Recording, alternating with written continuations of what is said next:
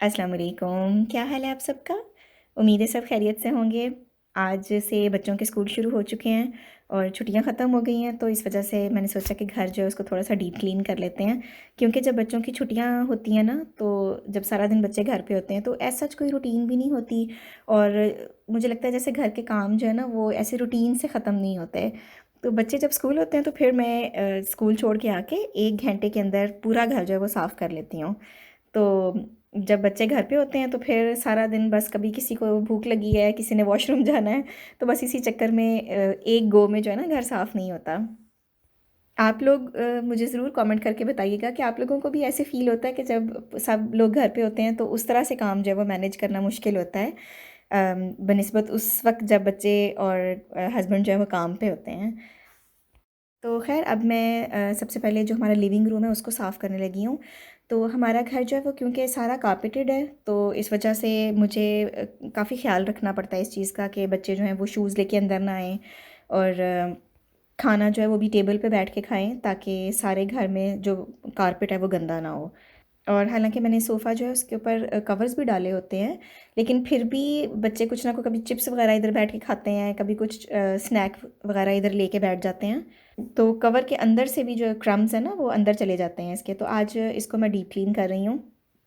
हमारा जो living room है इसका डोर जो है वो किचन में खुलता है, और किचन में कोई डोर नहीं है। तो मतलब जो भी हम कुकिंग करते हैं उसकी सारी खुशबू जो है वो फैलती है लिविंग रूम में भी और गैलरी में भी। तो हमारे आपको पता है पाकिस्तानी खानों की स्पाइसेस की खुशबू कितनी ज़्यादा स्ट्रॉन्ग होती है, तो वो अगर उसी वक्त ही खिड़कियाँ वगैरह खोल के उसकी स्मेल जो है वो उसको ख़त्म ना करें तो वो फैब्रिक्स के अंदर चली जाती है। वैसे भी जो खानों की खुशबू होती है ना वो कपड़ों में जल्दी जज्ब होती है। तो उसके लिए फिर मैं एक चीज़ करती हूँ जो मैं आपके साथ आज शेयर करने लगी हूँ। ये इस स्प्रे का मेरा ख़्याल है बहुत सारे लोगों को पता भी होगा, फेब्रीज़ का। और ये स्प्रे जो है वो आलडी लिडल में आराम से मिल जाता है। अगर आपने अपने कर्टन्स को और सोफ़ाज़ को रिफ़्रेश करना हो तो उसके लिए इसका स्प्रे जो है वो आप कर दें, तो सारे जो ओडर्स होते हैं और गंदी स्मेल जो होती है वो निकल जाती है और एक खुशबू आ जाती है इन चीज़ों में। तो ये मैं डीआईवाई खुद ही घर पे बनाती हूँ एक, तो वो मैं आज आपके साथ शेयर करने लगी हूँ। तो मैंने क्या किया कि ये फेब्रीज़ की बॉटल ही मेरे पास जो ख़त्म हो गई थी, इसी को ही मैं यूज़ कर लेती हूँ। तो आप कोई भी स्प्रे बॉटल ले लें, उसके अंदर मैंने इसको आधा इसके अंदर मैंने पानी डाला है। और इसके अलावा आपने कोई चीज़ नहीं डालनी, सिर्फ प्लेन जो टूटी का पानी होता है वो मैंने इसके अंदर डाला है। और इसके साथ मैं डाल रही हूँ फैब्रिक सॉफ्टनर। तो कोई भी फैब्रिक सॉफ्टनर जो भी आप यूज़ करते हैं ना वो आप इसके अंदर ऐड कर सकते हैं। तो मुझे लेनोर का ये जो शीक वाला है ये मुझे अच्छा लगता है। तो इसका तकरीबन मैंने जो इसके ऊपर जो कैप होती है वो आधी मैंने इसके अंदर पानी के अंदर डाल के इसको अच्छी तरह से मिक्स कर लिया है। बहुत ज़्यादा फैब्रिक सॉफ्टनर नहीं डालना वरना उसका स्टेन आ जाएगा चीज़ों के ऊपर। तो इसको दोनों चीज़ों को मैं अच्छी तरह से मिक्स करके, तो जितनी भी हमारी घर में जो फैब्रिक वाली चीज़ें हैं जैसे सोफ़ाज़ हैं, कारपेट्स हैं और कर्टन्स वगैरह हैं, उनके ऊपर आप स्प्रे कर सकते हैं। तो मैं इसी सोफ़ा के ऊपर अच्छी तरह से स्प्रे कर दूँगी। इतना मैं स्प्रे करती हूँ कि ये हल्का सा जो सोफ़ा है ना ये डैम्प हो जाता है, थोड़ा थोड़ा गीला गीला हो जाता है। और इसका कलर भी ऐसा है कि इसके ऊपर दाग वगैरह का पता भी नहीं चलता। तो इसको अच्छी तरह से मैं एक दफ़ा स्प्रे करके फिर उसके बाद मैंने जो कर्टन्स हैं उनको भी सारा स्प्रे कर दिया है। मेरे जो ड्राइंग रूम के पर्दे हैं वो बहुत लाइट कलर के हैं, बिल्कुल ऑफ वाइट बेज सा कलर है और सेल्फ प्रिंट में है। तो उसके ऊपर भी मैं ये स्प्रे यूज़ करती हूँ तो कभी स्टेन नहीं आया। लेकिन अगर आपके पर्दों में सिल्क है या अगर आपके कुशन्स के सिल्क के हैं तो फिर ये स्प्रे ना करें। या किसी भी ऐसे फैब्रिक है ना जिसके ऊपर पानी का भी दाग पड़ जाता है, उस तरह की अगर कोई चीज़ है आपके पास उसके ऊपर स्प्रे ना करें, लेकिन बाकी चीज़ों के ऊपर स्प्रे कर सकते हैं। कर्टन्स का भी अमूमन जो फैब्रिक होता है वो मोटा होता है, और उसका सोफ़ों का भी जो कवर्स वगैरह होते हैं वो काफ़ी मोटे फैब्रिक के होते हैं, तो उसके ऊपर अमूमन स्टेन नहीं आता। तो ट्राई करके देखिएगा, इससे बहुत अच्छी घर में खुशबू आती है। या खानों की जो खुशबू होती है ना वो भी निकल जाती है इससे। तो मैं हफ़्ते में 2 बार तकरीबन जो है ना ये स्प्रे कर देती हूँ। इसके अलावा खानों की स्मेल ख़त्म करने के लिए अगर आप चाहते हैं कि मैं कोई वीडियो बनाऊँ तो मुझे ज़रूर कमेंट्स में लिख के बताइएगा, तो वो भी फिर मैं आपके साथ शेयर करूँगी। अच्छा, बच्चे अब क्योंकि स्कूल हैं तो एक और काम आज मुझे आज करना था, वो था कि बच्चों के सारे खिलौने जो हैं वो आज मैं सॉर्ट करूँगी।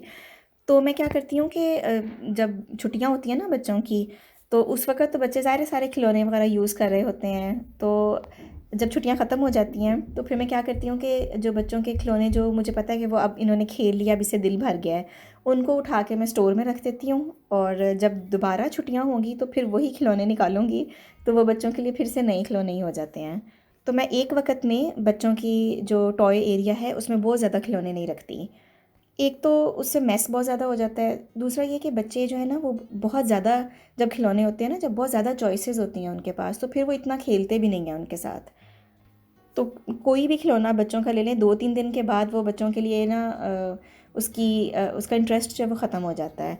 तो इसलिए फिर मैं टॉय रोटेशन जो है वो करती रहती हूँ। तो आज काफ़ी सारे खिलौने जो थे वो जमा हो गए थे, तो ये सारा जो है ना आज मैं सॉर्ट करूँगी। बच्चों की चॉइसेस भी जो है ना वो बदलती रहती हैं। जैसे आजकल मेरे बेटे को छोटी-छोटी जो कार्स होती हैं उनका बहुत शौक़ आया हुआ है। तो इससे पहले जो है उसको हेलीकॉप्टर्स का शौक़ था। फिर कभी वो जब हेलीकॉप्टर से तंग आ जाता है तो फिर उसको जो छोटे-छोटे मोटर बाइक्स होते हैं वो उसको अच्छे लगने लग जाते हैं। तो इस वज़ह से फिर जिस चीज़ का शौक़ चल रहा होता है उस हिसाब के जो खिलौने होते हैं वो मैं रखती हूँ। बाकी सब जो मैं उठा के तो गायब कर देती हूँ। जिस तरह ये पज़ल्स वगैरह भी हैं, ये भी बच्चे जब 3-4 दफ़ा बना लेते हैं फिर तंग आ जाते हैं। तो ये सारी चीज़ें, काफ़ी सारे खिलौने जो हैं वो मैंने अब स्टोर में रख दिए हुए हैं। कुछ जो हैं वो मैंने इस छुट्टियों में निकाले थे, कुछ जो हैं वो मैं समर हॉलीडेज़ के लिए रखे हुए हैं।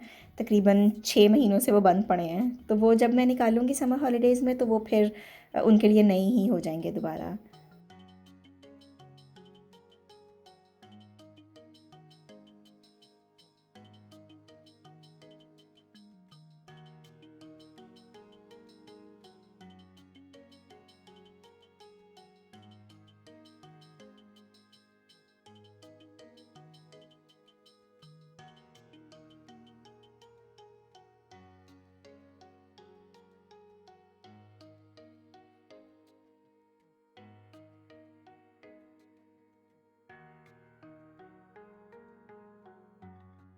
खिलौने जो हैं वो सारे मैंने सॉर्ट कर लिए हैं। अब जो बास्केट्स में हैं ये तो मैं वापस रख दूँगी टॉय एरिया में, और जो दूसरे हैं बॉक्स में उनको फिर मैं अब स्टोर में रख दूँगी।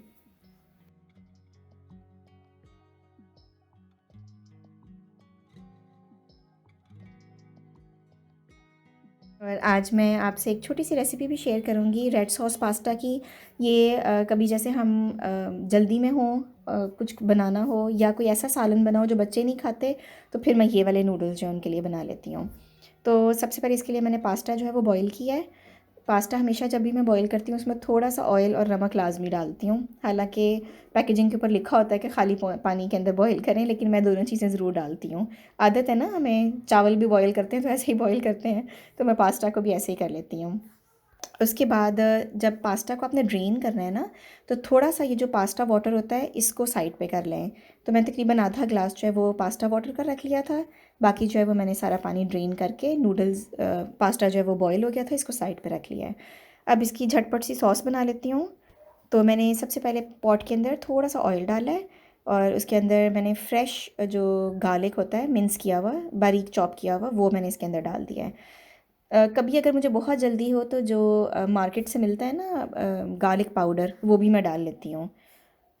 लेकिन ज़ाहिर है फ्रेश जो गार्लिक होता है उसकी अपनी ही एक अरोमा और टेस्ट होता है। तो वो मैंने डाला है गार्लिक। इसको बहुत ज़्यादा आपने सौते नहीं करना, वरना अगर ये ज़्यादा डार्क ब्राउन हो जाए तो इसका बहुत ज़्यादा स्ट्रॉन्ग टेस्ट हो जाता है गार्लिक का। तो वो फिर बच्चे इतने शौक से नहीं खाते। तो हल्का सा बस जब ये इसका कलर चेंज हो तो इसके अंदर फिर मैं स्पाइसेस डालूँगी। तो इसके अंदर मैं डाल रही हूँ मिक्स्ड हर्ब्स। ये भी आराम से आडी लिडल से मिल जाते हैं। थोड़ा सा मैंने ऑरिगेनो डाला था इसके अंदर, और नमक और थोड़ी सी काली मिर्च डाली थी, और थोड़ा सा पेपरिका पाउडर भी डाला था। और उसके बाद जो नॉर्मल हमारा टोमेटो पेस्ट की आती है ना, कार्टन्स आते हैं छोटे छोटे, वो मैंने तकरीबन हाफ़ इसके अंदर डाल दिया था। अब बस इसको मिक्स करके अच्छे तरीके से पकाना है, और इतनी देर पकाना है कि टोमेटो पेस्ट जो है ना वो अच्छी तरह से थिक हो जाए, और जो ऑयल है वो थोड़ा सा ऐसे सेपरेट होना शुरू हो जाए। तो बस रेड सॉस जो है वो रेडी हो गई है। इसके अंदर साथ ही मैंने पास्ता वाटर भी डाल दिया था, और साथ ही मैंने नूडल्स भी डाल दिए थे, क्योंकि सॉस ज़रा अगर पतली सी हो ना तो फिर वो नूडल्स के अंदर अच्छी तरीके से मिक्स हो जाता है। तो नूडल्स भी डाल के, नूडल्स नहीं सॉरी, पास्ता इसके अंदर डाल के इसको अच्छे तरीके से आप मिक्स कर लें और थोड़ी देर के लिए इसको पका लें। तो बहुत अच्छे से रेड सॉस पास्ता जो है वो रेडी हो जाते हैं। इसके अंदर आप चाहें तो चीज़ भी डाल सकते हैं, लेकिन मेरी बेटी क्योंकि चीज़ नहीं खाती इतने शौक़ से, तो फिर मैं अपने बेटे को जब मैं देती हूँ तो गरम गरम पास्ता के ऊपर थोड़ा सा चीज़ डाल दें तो वो खुद ही मेल्ट हो जाता है। तो अगर सब घर वाले खा लेते हो तो फिर आप इसको अंदर ही मिक्स कर दें, चेडर चीज़ जो होती है, तो बहुत अच्छे से आपके पास्ता जो है वो रेडी हो जाता है। अगर आपको स्पाइसी पसंद हो, जैसे हम लोगों ने भी अगर खाना हो, सब बड़ों ने भी, तो फिर मैं इसके अंदर रेड चिली फ्लेक्स भी डालती हूँ और बाज़ दफ़ा चिली सॉस के 2-3 चम्मच है वो भी डाल देती हूँ, तो ये बहुत स्पाइसी सा बन जाता है, वो भी बहुत मज़े का लगता है। तो ट्राई ज़रूर कीजिएगा इस रेसिपी को, बहुत झटपट से और मज़े के बनते हैं। ये थी आज की वीडियो, उम्मीद है आपको अच्छी लगी होगी। अगर आपको मेरा कंटेंट अच्छा लग रहा है तो प्लीज़ मेरी वीडियोस अपनी फ्रेंड्स और फैमिली के साथ ज़रूर शेयर कीजिएगा। अगर आप चाहें तो मुझे इंस्टाग्राम पे भी फॉलो कर सकते हैं। मेरा इंस्टाग्राम हैंडल इस टाइम आपको स्क्रीन पे नज़र आ रहा है। मैं आपसे मिलूँगी अगली वीडियो में, तब तक के लिए इजाज़त दीजिए। अल्लाह हाफ़िज़।